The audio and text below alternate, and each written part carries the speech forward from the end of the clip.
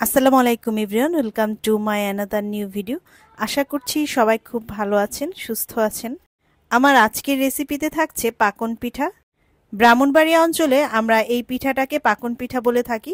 এই পাকন পিঠাটার টেস্ট কিন্তু অসাধারণ, মুচমুচে এবং রসালো। এই পিঠাটা ছোট বড় সবাই পছন্দ করে। পাকন পিঠা রেসিপিটা আমি শেয়ার করছি আপনাদের সাথে। আশা করছি আমার আজকের ভিডিওটা আপনাদের কাছে ভালো লাগবে। ভিডিওটা ভালো লাগলে চ্যানেলটি সাবস্ক্রাইব করে পাশে থাকার রিকোয়েস্ট থাকলো। আর যারা পেজ থেকে দেখছেন পেজটিতে ফলো দিয়ে পাশে থাকবেন। পাকন পিঠা তৈরি করার জন্য প্রথমেই একটা শিরা তৈরি করে নিতে হবে। এই শিরাটা তৈরি করার জন্য প্রথমেই হাঁড়িতে পানি নিতে হবে। তারপর এখানে আমি কিছুটা খেজুর গুড় দিয়েছি, আপনারা এখানে আখের গুঁড়ো ব্যবহার করতে পারেন। তারপর যোগ করেছি কিছু গোটা গরম মশলা, এখানে রয়েছে তেজপাতা, রয়েছে এলাচ এবং দারচিনি। তারপর এখানে যোগ করছি কিছু চিনি, এখানে আমি প্রায় 1.5 কাপ পরিমাণ চিনি যোগ করেছি।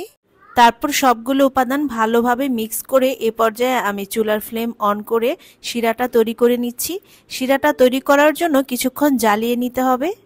আর শিরায় যদি লবণ অ্যাড করতে চান তাহলে 1 চিমটি পরিমাণ লবণ অ্যাড করে নিতে পারেন। কিছুক্ষণ জ্বালিয়ে নেওয়ার পর এ পর্যায়ে কিন্তু শিরাটা তৈরি হয়ে গেছে।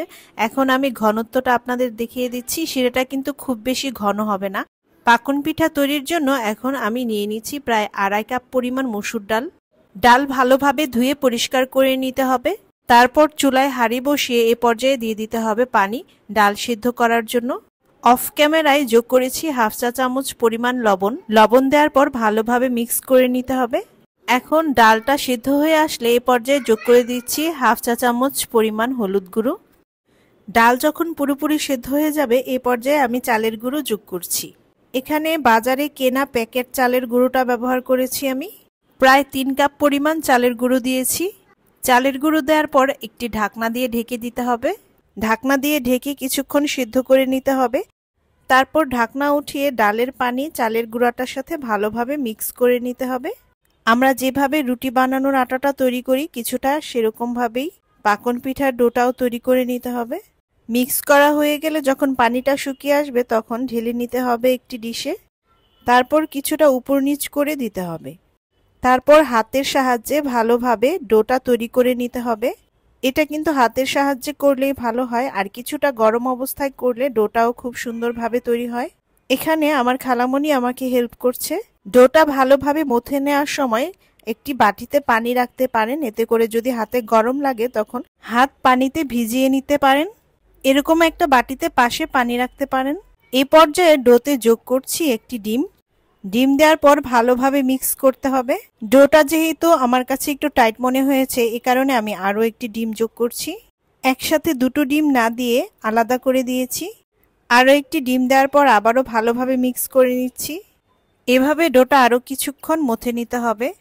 ভালো করে মথে নেওয়ার পর মিশ্রণ থেকে কিছুটা অংশ নিয়ে তারপর বেলে মোটা করে রুটি তৈরি করে নিতে হবে। রুটি তৈরি করার সময় কিছুটা তেল ব্যবহার করতে হবে। এ পর্যায়ে কিছুক্ষণ বেলে নিতে হবে। রুটিটা কিন্তু খুব বেশি পাতলা করা যাবে না, একটু পুরু রাখতে হবে। রুটিতে নকশা করার জন্য এখানে আমি বারবিকিউ স্টিক ব্যবহার করছি।